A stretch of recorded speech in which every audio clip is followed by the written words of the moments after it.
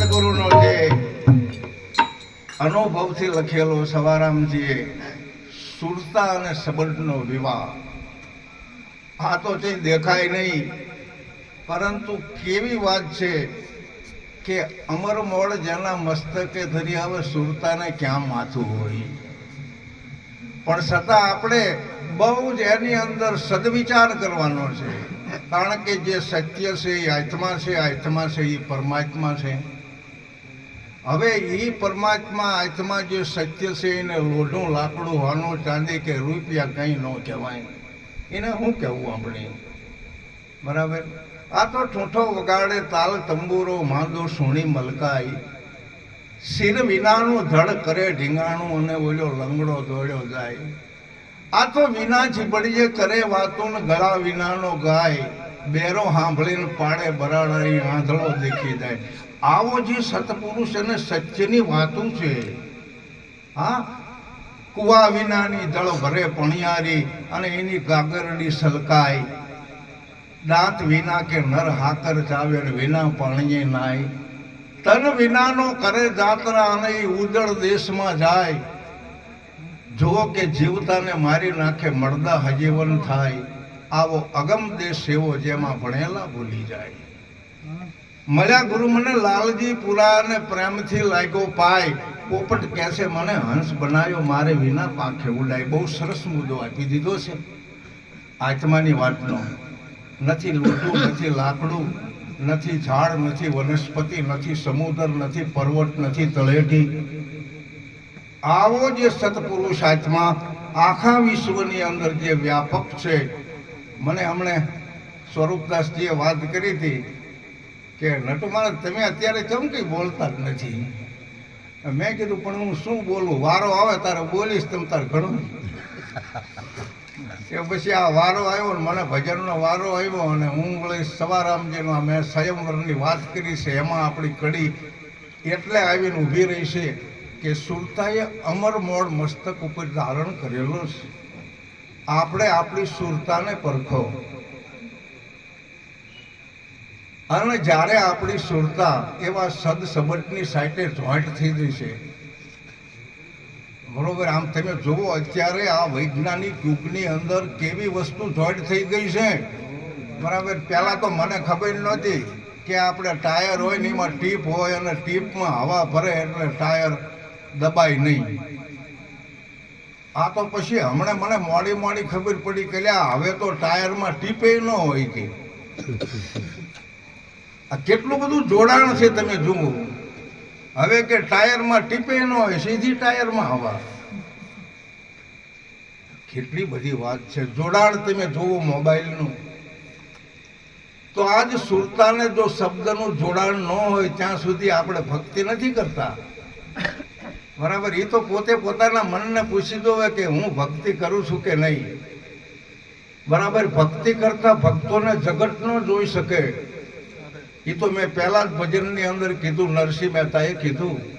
તમે જુઓ, સમદૃષ્ટિને તૃષ્ણા ત્યાગી પરસ્ત્રી જેને માત, જીભિયા થકી અસત્ય ન બોલે ને પરધન નવ ચાલે હાથ આવા વૈષ્ણવ જન, વણ લોભીને કપટ રહિત, બિલકુલ કપટ સળ પ્રાસલો દગો. અરે માનવ અવતારની અંદર આવું કહેશે હોવું ન જોઈએ. આપણે ક્યાં અમરસિંહ આ શરીર વાળા?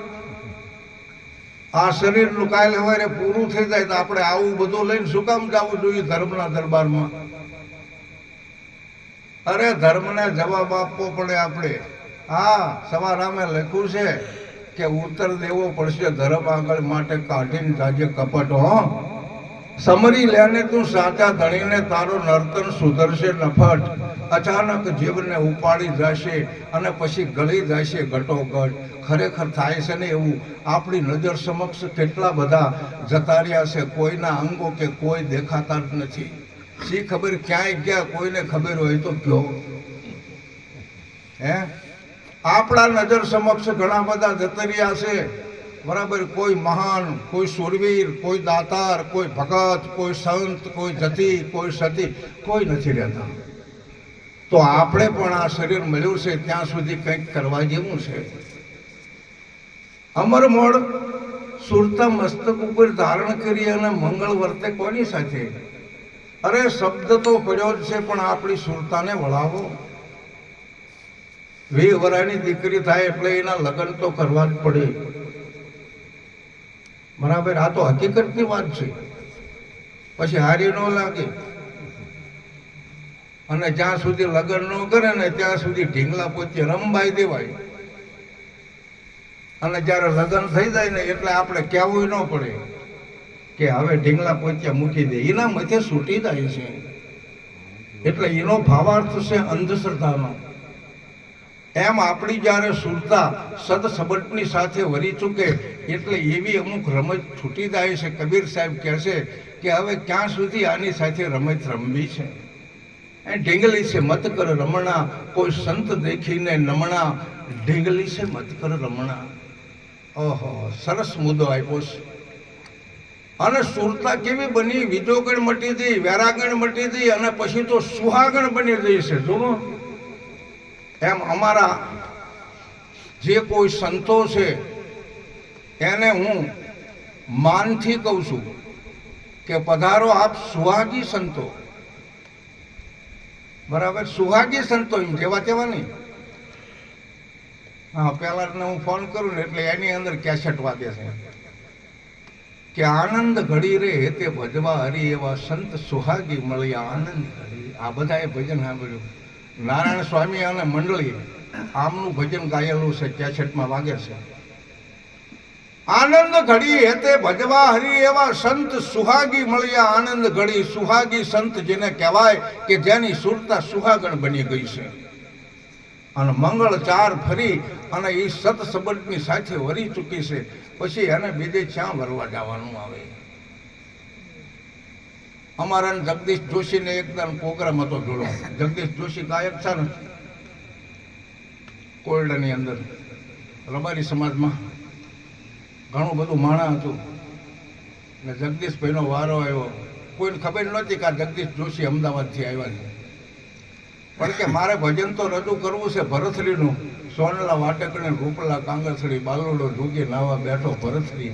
આ તમને સંભળાવવું છે, પણ તમે કોઈ નામ નક્કી કર્યું હોય તો હાથ ઊંચો કરો. તમારે ભજન તો કરવું પડશે ને કોઈ નામનું. તો જેને નામ નક્કી કર્યું હોય હાથ ઊંચો કરો. કોઈ ન કર્યો.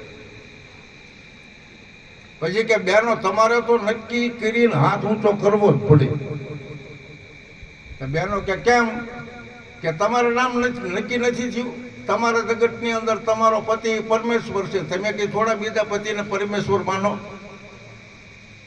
ત્યાં તો બધાને સમજણ આવી હતી. તમે ને અત્યારે હું ઠપકો આપવા કે સમજણ આપવા માટેની વાત નથી કરતો, પણ નકળંગની બીજ છે ને હું જે ભજન કરી રહ્યો છું, ભજન કરી રહ્યો છું. અને સ્વયંવર મેં અડધા સુધી પહોંચાડ્યો છે અને અહીંયા મારા વાણીને વિરામ આપવો છે.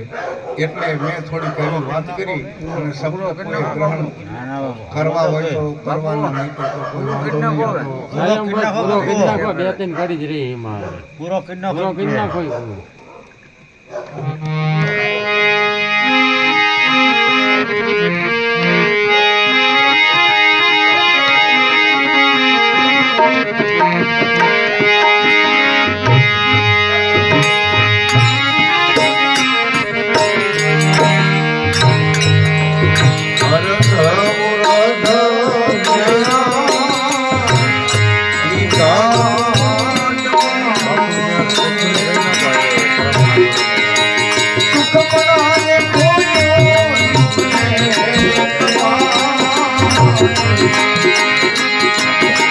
ચંદ્ર રહેલ તમકી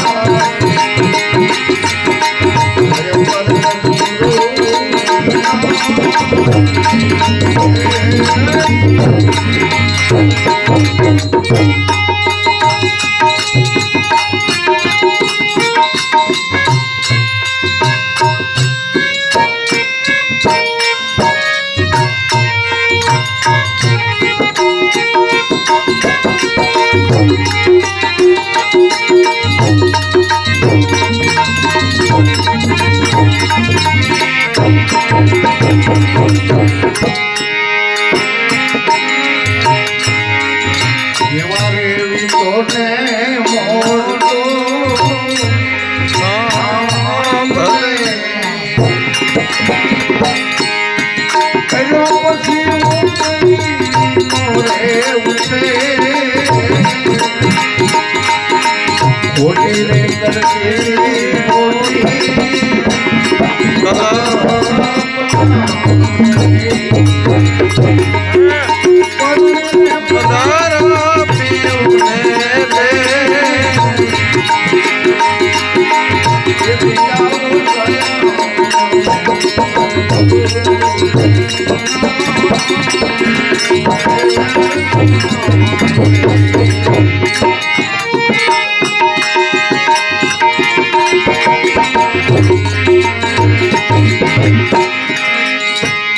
વરણ કર્યો રે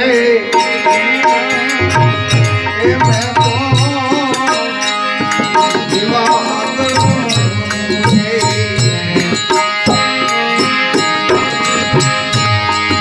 જે કોઈ બોલું રે